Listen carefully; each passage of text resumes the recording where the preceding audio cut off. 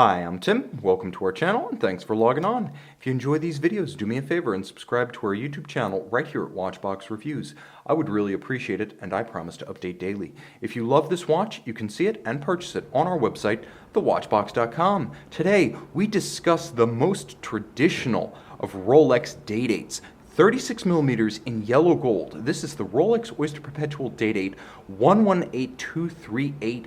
All of Rolex's own yellow gold, smelted in Rolex's own foundry, stamped and crafted in Rolex's own works. This watch is Rolex inside out and with a history dating back to the mid-1950s and a roll call of famous owners including heads of state, heads of industry, and even a few infamous characters. The watch has the nostalgic charm as well as the real history behind it to appeal to both the dandy and the connoisseur. This is a watch that wears easily on my 16 centimeter circumference wrist, 36 millimeters in diameter, 12.3 millimeters thick with a sloped flank, so it will slide under a dress cuff.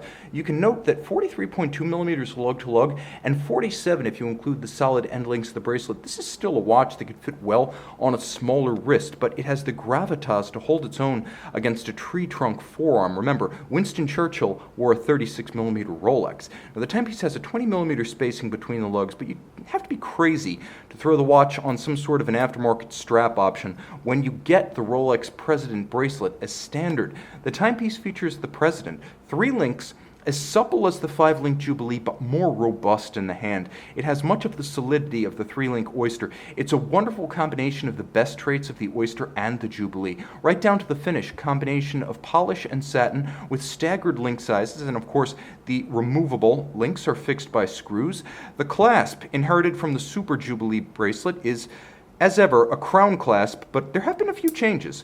For one thing, this is what doesn't change. The partition point between the two sides, absolutely seamless, with the exception of the 5-point coronet, which lets you know where the clasp is located. But here's the trick. It's now a pivoted release system that operates in a hook and beak fashion to lock and unlock the clasp, so it's not friction fit. Like a Rolex sports watch, it clicks shut and it clicks open. It cannot pop open by accident during periods of enthusiastic wear or athletic activity. And yes, with a heart based on the same fundamental architecture as Rolex's sports watch movements and a twin lock crown ensuring 100-meter water resistance, plus Rolex lume on the dial, this is a yellow gold dress watch that can do double duty as a sports watch. The case is simple but strong, with the handsome compound curves that have been banished from the sheer-sided super cases of the Sea Dwellers, the Subs, and the GMTs, Explorer 2s. Here we have a case band that is more similar to the Datejust and the Daytona. It retains all of its historical elegance. You also appreciate that there's a combination of sensuous feminine curves and a strong, hard, masculine character line that runs the lip of the lug from side to side, separating the sheer of the case and its graceful arc from the tops of the lugs and their downward tuck. The bezel in characteristic Rolex gold fashion, featuring fluted facets that have the glittering character of a cut gem. And they flank a dial, and we'll afford ourselves a bit more light now that we're closer, they flank a dial that is an exquisite white lacquered, gleaming, glossy surface. So you have almost the appearance of an enamel or a porcelain of high polish, and then yellow gold indices and yellow gold Rolex coronet atop. The contrast between the yellow gold and the gloss white base actually is excellent, and the black on white printing ensures that this is one of the easiest of the Day Date models to read. Now you have the Cyclops eye magnifier, you have the day and the date, and a double quick set for the two of them, outboard, railroad style seconds and minutes track, all applique indices, no corners cut here, twin lock crown in yellow gold, and underneath the case back, Rolex caliber 3155 automatic winding 48-hour power reserve, 31 joules, stop seconds, double quick set for the day and the date, COSC chronometer certification.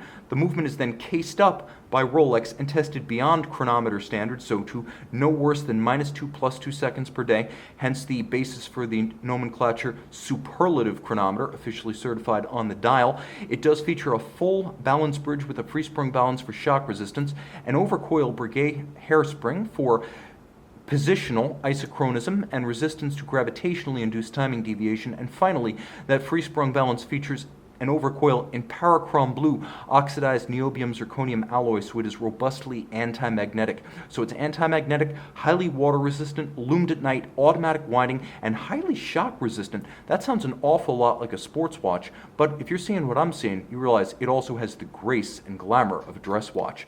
See the best of both worlds and put it on your wrist, on the watch box. Rolex Oyster Perpetual Day Date.